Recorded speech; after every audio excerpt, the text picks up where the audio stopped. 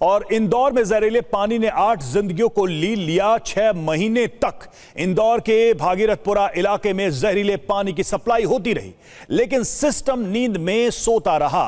8 लोगों की मौत के बाद जांच हो रही है, जवाब तलब किए जा रहे हैं, एक्शन हो रहा है। लेकिन जब 6 महीने से नल से मौत की सप्लाई हो रही थी, तब सब मौन थे।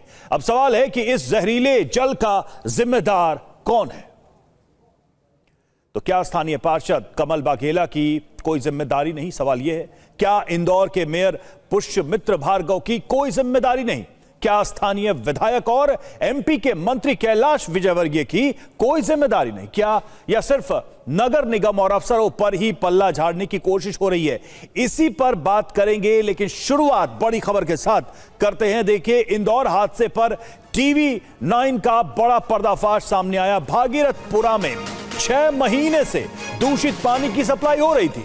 6 महीने पहले पाइपलाइन के लिए टेंडर निकाला, लेकिन टेंडर स्वीकृत नहीं हुआ और भ्रष्टाचार के लिए किसी को टेंडर ही नहीं दिया गया। और नतीजा आप देखिए किस तरीके से आम लोगों की जिंदगी इस जहरीले पानी ने ले ली।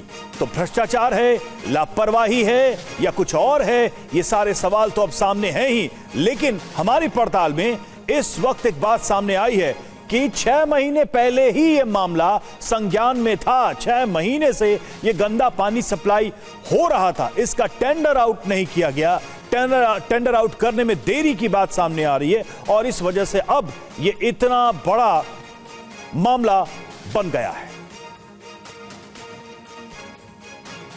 और ये आपको बिग वॉल पर बताते हैं कि इंदौर जहरीले पानी केस में टीवी 9 की पड़ताल से क्या पर्दाफाश हुआ है, क्या सच्चाई सामने आई है। तो दूषित पानी को लेकर टीवी 9 ने पड़ताल की और बात क्या सामने आई? तो 6 महीने से दूषित पानी पी रहे थे भागीरथपुर के लोग और उनको 6 महीने से यह पानी लगातार सप्लाई किया जा रहा था।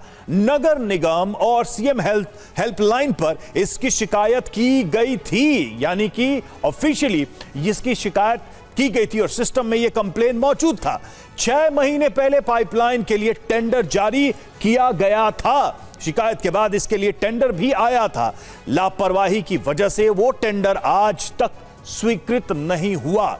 उस टेंडर पर तत्परता से काम क्यों नहीं किया गया और क्यों यह जहरीला पानी 6 महीने तक लोगों के घरों तक पहुंचता रहा? भ्रष्टाचार की लालसा में किसी को टेंडर नहीं दिया गया। यह एक बड़ी बात सामने आ रही है कि करप्शन की वजह से इस काम को आगे बढ़ाने के लिए टेंडर किसी को दिया नहीं गया।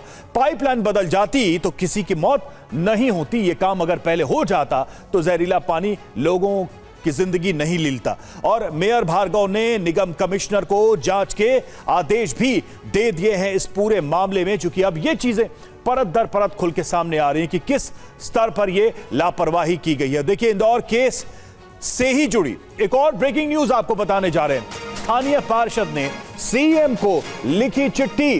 नगर निगम ने अफसरों पर ठीकरा फोड़ा, अफसरों पर फाइल को रोकने का आरोप लगाया। तो देखिए, अधिकारियों के ऊपर तो आरोप लग रहे हैं, लेकिन इस पूरे मामले में सिर्फ अधिकारी जिम्मेदार है, यह सवाल उठ रहा है। और सीएम को चिट्ठी लिखी गई है और इस चिट्ठी में यह सारी बातें कही गई हैं। स्थानीय पार्षद ने सीएम को चिट्ठी लिखी है और नगर निगम के अफसरों पर ठीकरा फोड़ा है। इस पूरे मामले में अफसरों पर फाइल को रोकने का आरोप भी लगाया है। आज से 6 महीने पहले भी मैंने निर्देश दिए थे कि भागीरथपुरा में या ऐसी कुछ 3-4 जगह और जहां से 311 पे या मुख्यमंत्री हेल्पलाइन पर गंदे पानी। तो देखिए, एक तरफ तो पत्र लिखा गया है कि अधिकारियों पर आरोप लगाते हुए, दूसरी तरफ इस पूरे मामले को निगम के सामने, अधिकारियों के सामने पहले ही ला दिया गया था। सबसे बड़ा सवाल है कि इस टेंडर को आउट करके किसी को डिस्ट्रीब्यूट क्यों नहीं किया गया। आप देखिए कि पार्षद कमल वाघेला ने जो सीएम को पत्र लिखा है, उस पत्र में क्या क्या बातें कही गई हैं। पहला यह कि नई पाइपलाइन की फाइल 2024 में तैयार हो गई थी। 2024 में फाइलें तैयार हो गई थी इस काम के लिए। और दूसरा यह कि अफसरों ने 7 महीने तक फाइल को ठंडे बस्ते में रखा। 7 महीने तक यह फाइल ऑफिसर्स के टेबल से मूव ही नहीं हुई। तीसरा, दबाव डालने पर 30 जुलाई 2025 को टेंडर जारी किया।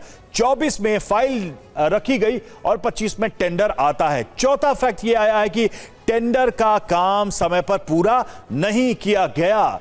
जो समय था वो गुजरता गया और यह काम पूरा नहीं हुआ। पांचवा, कई बार मेयर और विधायक से शिकायत भी की गई है इस बारे में। यह भी इस पत्र में दावा किया गया है कि शिकायत की गई, मेयर को बताया गया, विधायक को इस बारे में सूचित किया गया। छठा यह कि सीएम हेल्पलाइन पर कई बार इसकी शिकायत की गई। इस पाइपलाइन को ठीक करने, मरम्मत करने की बात कही गई। सातवां, अफसरों ने जल्द काम शुरू करने के मेयर के निर्देश को नहीं माना। तो कुल मिलाकर अफसरों पर भी आरोप लग रहे हैं। आठवां, कि अफसरों की लापरवाही से लोगों की जान गई है। अधिकारियों ने जो लापरवाही की उसकी वजह से लोगों की जान गई है। और देखिए, इंदौर के भागीरथपुरा में दूषित पानी से मौत और बीमारियों पर अब सरकारी रिपोर्ट की मुहर भी लग गई है।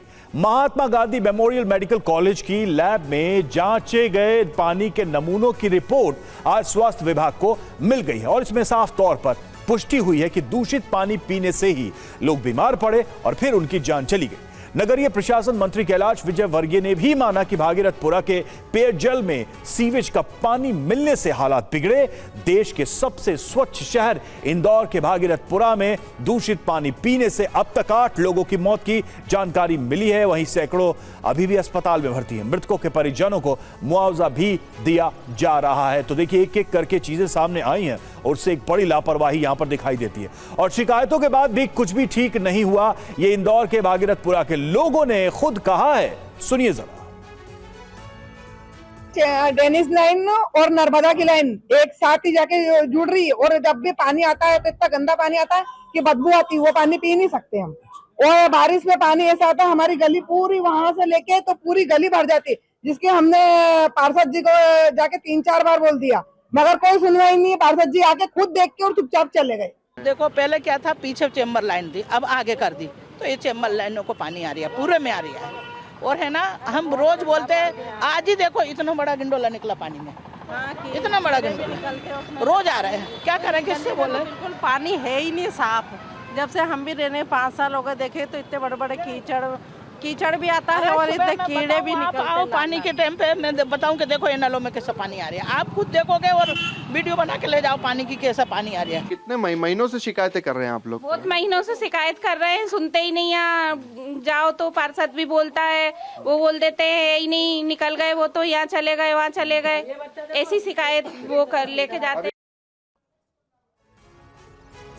और देखिए, इस पूरे मामले पर अब दोषारोपण हर तरफ हो रहा है। नेता जो दोषी हैं उन पर कार्रवाई की बात कर रहे हैं और बार बार शिकायत के बाद भी एक्शन क्यों नहीं लिया गया, ये सवाल उठा रहे हैं और इस बात को टाला भी जा रहा है। सुनिए जरा क्या कह रहे हैं।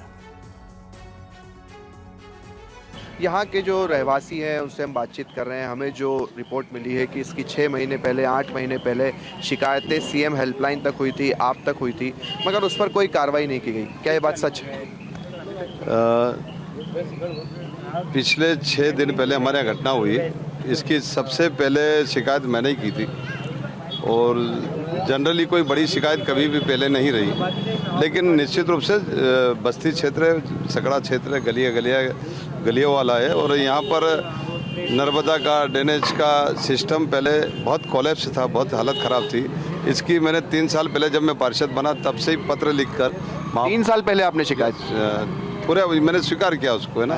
एक और सर महत्वपूर्ण सवाल है कि सीएम हेल्पलाइन पर भी 6 महीने पहले शिकायत की गई थी।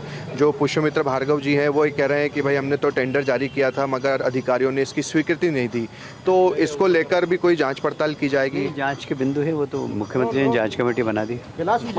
सर, जो मेयर है पुष्यमित्र भार्गव, उनसे हमने बातचीत की तो उन्होंने कहा कि 6 महीने पहले इसकी सीएम हेल्पलाइन पर भी शिकायत की गई थी, उनके पास भी शिकायत आई थी, उन्होंने टेंडर जारी किए थे मगर अधिकारियों ने स्वीकृत नहीं किए। आपको क्या लगता है, क्या कारण रहे होंगे कि स्वीकृति नहीं दी गई? इस बारे में चर्चा हो चुकी है और किस कारण नहीं हुआ ये भी निर्देश दिए गए, लेकिन अब शीघ्र ही इस पर काम शुरू होगा। शुभम गुप्ता हमारे साथ जुड़े हुए, सीधे चलेंगे उनके पास, लेकिन उसके पहले आपको एक और जानकारी दे दें कि मौत के आंकड़ों पर बीजेपी पार्षद कमल वाघेला का दावा सामने आया है। जहरीले पानी से 15 की मौत हुई है, ये पार्षद कह रहे हैं। तो आंकड़ों में भी फर्क यहां पर दिखाई दे रहा है, अलग अलग दावे हैं। सीधे चलेंगे, शुभम गुप्ता हमारे साथ जुड़े हैं। शुभम, सबसे पहले तो यही सवाल बनता है कि 6 महीने तक पूरा सिस्टम कैसे सोया रहा, लोगों को जहर पिलाते रहे, कहीं किसी के कान पे जू नहीं रेंगी, और अब जब लाशें बिछ गई हैं तो एक दूसरे पर आरोप लग रहा है। क्या सिर्फ अधिकारियों पर पल्ला झाड़ के पूरा का पूरा सिस्टम जो है बच सकता है? मामला मुख्यमंत्री से होते हुए मंत्रालय, विभाग, विधायक और निगम तक गया था, लेकिन बात सिर्फ हो रही कि अधिकारियों पर कार्रवाई हो। बिल्कुल, तो अगर शासन आपका है, सरकार आपकी है, तो फिर प्रशासन भी आपका ही है, उसका जिम्मा भी तो आपको ही लेना होगा। सारी वाहवाही अगर सरकार ले रही है। अब जो 2 चीज़ें बीजेपी के पार्षद कमल वाघेला ने कही है, चूँकि इसी क्षेत्र के वो पार्षद है, सबसे पहले आपको वो पानी की टंकी दिखा देते हैं रवि, उसके बाद एक दूसरी तस्वीर दिखाते हैं जिस पानी की टंकी से 40,000 लोगों को पानी सप्लाई होता है, और इसी पानी की टंकी से जो पानी गया और उसके बाद लोग बीमार हुए। ये तस्वीर देखिए। अब दूसरी तस्वीर आपको बड़ी तस्वीर दिखाते हैं। ये तस्वीर भी महत्वपूर्ण है, क्योंकि जो बात शुरुआत में कही गई, 8-10 दिनों से लोगों की तबीयत यहाँ पर ज़्यादा खराब है। बीजेपी के पार्षद कह रहे हैं कि अभी तक हमें वो सिस्टम मिला ही नहीं है जहाँ से लीकेज हो रहा है, जहाँ से सीवेज का पानी जो पाइपलाइन है उसमें मिल रहा है। अब आनन फानन में यहाँ पर लीपापोती कैसी की जाती है प्रशासन की, वो देख लीजिए। ये भागीरथपुरा की पुलिस चौकी है और यहाँ पर एक वॉशरूम बना हुआ है, शौचालय बना हुआ है, और आनन फानन में बताया गया कि इस शौचालय से ही लीकेज हुआ, और ये जो पाइपलाइन यहाँ पर जा रही है उस पाइपलाइन में जाकर ये पानी मिल गया, और इसके बाद लोगों ने दूषित पानी पीना शुरू किया। अब यहाँ पर सीमेंट भी आपको पुता हुआ नज़र आ जाएगा। तो ये एक पॉइंट ऐसा बना दिया गया और कह दिया गया कि यही वो पॉइंट है यहाँ से ये सारा रिसाव हुआ, जहाँ से शुद्ध पानी में दूषित पानी मिला, और उसके बाद सारे 40,000 लोगों ने दूषित पानी पी लिया। अब बीजेपी के पार्षद कह रहे हैं कि हमने 3-4 जगह खोदा है, अलग अलग जगह पर खुदाई की है, जहां पर ये जांच करने की हम कोशिश कर रहे हैं कि आखिरकार कहां से ये लीकेज हुआ है। अभी तक लीकेज पकड़ में नहीं आया है, मगर लीपापोती कर दी गई कि हमने तो पकड़ लिया है।